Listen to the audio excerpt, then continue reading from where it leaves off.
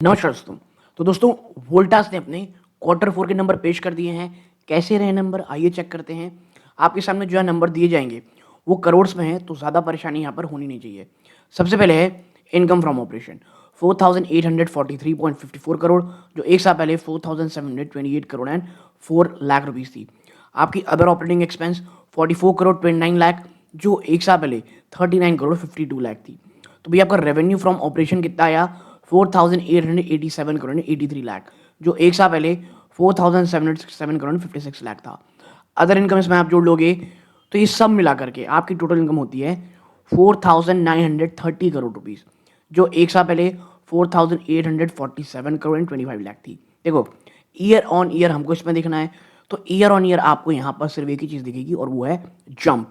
ठीक है, लेकिन प्रॉब्लम ये है, कंपनी को ना इस बार खर्चों का बहुत सामना करना पड़ेगा और मुझे ऐसा लगता है इस बार इनके नेट प्रॉफिट में, बॉटम में कहीं ना कहीं कमी आएगी। Consumption of material, cost of job और सर्विस 2635 करोड़ एंड 20 लाख है, जो एक साल पहले 24,000, माफ कीजिएगा 2423 करोड़ 28 लाख।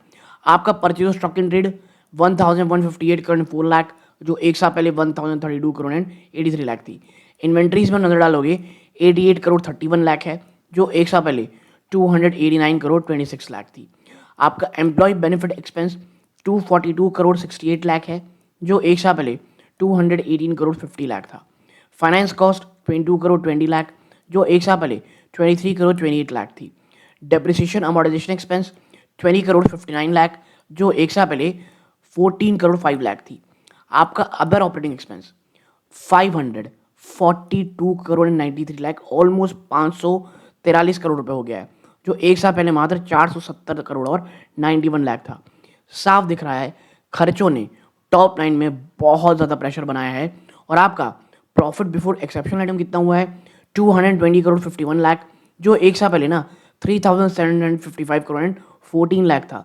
साफ साफ है ईयर ऑन ईयर गिरावट है। हाँ, क्वार्टर ऑन क्वार्टर बढ़ोतरी है, लेकिन देखो यार, जब आपके टॉप पीक सीजन आप देखोगे तो उसको पिछले साल से थोड़ी कंपेयर करोगे, तो ये एक चीज़ यहाँ पे है। फिर आप यहाँ देखोगे कि भाई ये सब एक्सेप्शनल आइटम हो गया, टैक्सेस हो गए, आपका नेट प्रॉफिट कितना आएगा? 113 करोड़ 43 लाख, जो एक साल पहले 235 करोड़ 69 लाख था। पिछले क्वार्टर में 84 करोड़ 86 लाख थी। यानी साफ साफ है कि जो खर्चे हैं जिसकी चर्चा हम सब कर रहे हैं, गैस महंगी हो गई, तमाम प्रोडक्ट्स महंगे हो गए, कमोडिटी के प्राइसेस आसमान छू रहे हैं, ऐसे में साफ साफ दिख रहा है कि प्रेशर है मार्जिन में, वो भी कहीं ज़्यादा। आपकी ईपीएस आप देखोगे वो आपकी 3 रुपीज़ 51 पैसा हो जाती है, जो एक साल पहले 7 रुपये 28 पैसे थी। ये बहुत बड़ी गिरावट है दोस्तों।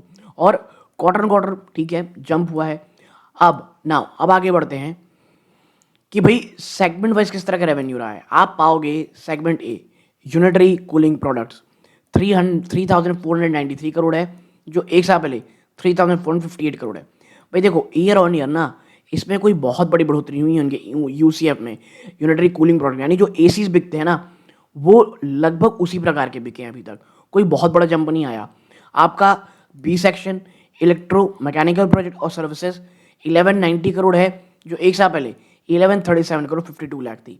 तो यहाँ पे बड़ा जंप आया है।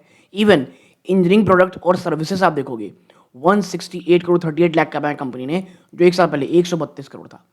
अब आते हैं कि कमाया कितना, ये तो आपकी टॉप लाइन हो गई।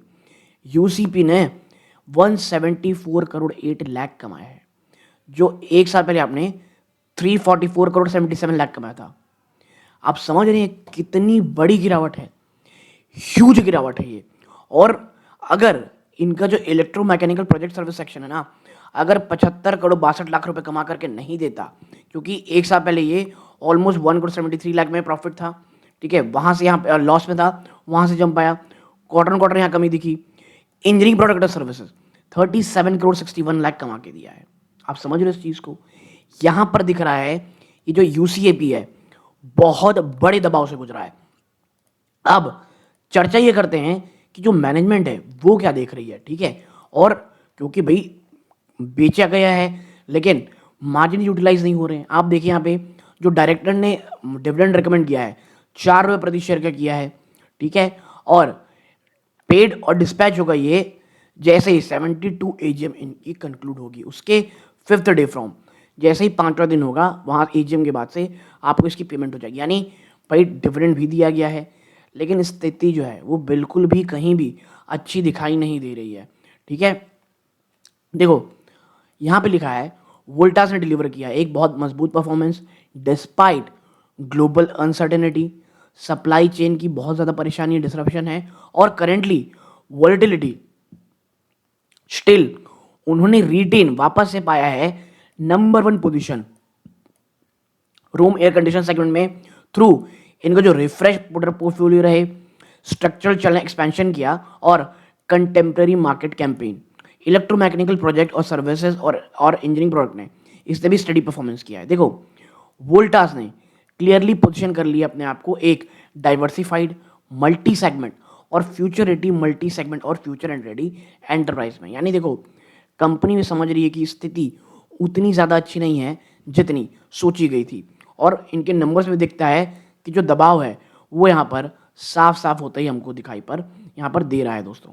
ठीक है, यूनिटरी कूलिंग अगर आप देखोगे इनका जो सेगमेंट आया यहाँ पे सबसे बड़ा दबाव रहा। ये देखो जियोपॉलिटिकल रिलेटेड डिस्ट्रप्शन जो हुआ जिसने रॉ मटेरियल की अवेलेबिलिटी को बहुत वॉलेटाइल कर दिया ऊपर नीचे। हम सबको पता है एसी बनाने के लिए गैस चाहिए, कॉपर चाहिए और बहुत सारी चीज़ चाहिए। लॉजिस्टिक्स, एनर्जी कॉस्ट और करेंसी मार्केट ने तो बहुत ज़्यादा दबाव बनाया, क्योंकि भाई आपकी करेंसी इतनी वीक हो गई थी कि आप बाहर जो सामान मंगा रहे थे उसको आपको बहुत बढ़े हुए दामों में पे करना पड़ा था, और जो चीज़ आपको कहाँ दिख रही है, इनके बॉटम लाइन में। ठीक है, नाउ द सेगमेंट डिलीवर्ड एक progressive performance across both volume और रेवेन्यू। कंपनी ने अंडरटुक किया कॉम्प्रहेंसिव रिफ्रेश इनका जो रूम एसी का पोर्टफोलियो है, जिसमें सिर्फ फोकस था कहाँ था, प्रीमाइजेशन में, एआई अडेप्टिव कूलिंग में, एआई जियो फेंसिंग में, एआई एनर्जी, ये एआई लगा करके हर जगह काम चल रही है। बट मार्जिन किससे इंपैक्ट हुए, कमोडिटी इन्फ्लेशन। स्टार्टिंग में ही मैंने कहा था जिस तरह से कमोडिटी हर क्वार्टर में बहुत बड़ा जंप दिखा रही है उसका असर आपको दिखेगा। कम करेंसी लगातार गिर रही है and partially offset by cost reduction और value engineering initiative across sourcing और मैन्युफैक्चरिंग। कंपनी एंटर की है सीजन में एक काफ़ी अच्छे वेल डिफाइंड सेगमेंट में स्ट्रैटेजी में और रिफ्रेश और रेलेवेंट प्रोडक्ट मिक्स मजबूती इनको प्रीमियम पोजीशनिंग में मिल रही है, और धीरे धीरे कंपनी अब प्राइस भी अपना बढ़ा रही है इन कैलिब्रेटेड मैनर और impactful marketing campaign tailored across geographies और कंज्यूमर सेगमेंट। यानी ये चीज़ है। फिर वर्ल्ड बैंक इन्होंने जो खरीदा था ये की ग्रोथ ड्राइवर रहा है जो वोल्टास की जनरी को फुल स्टैक होम अप्लायंस और कंज्यूमर डेवलपमेंट दिखा रहा है। क्वार्टर 4 में जो वेल्टेक है उसने एक इन्हांस प्रोडक्ट ऑफरिंग यूज़ की है फ्रॉस्ट फ्री रेफ्रिजरेटर में, फुल्ली ऑटोमेटिक वॉशिंग मशीन में। जी हाँ, ये कंपनी है टर्की की जो इस प्रकार ये काम करती है। ठीक है, यहाँ से भी कंपनी को काफ़ी अच्छा काम मिल रहा है। तो ओवरऑल चीज़ें कम्युनिटी अगर थोड़ा बहुत अच्छा करती तो नंबर्स यहाँ से काफ़ी ज़्यादा अच्छे आपको दिखाई देते। आपकी क्या राय कमेंट बॉक्स में बताइएगा। ये इस वीडियो का अंत है। जय हिंद।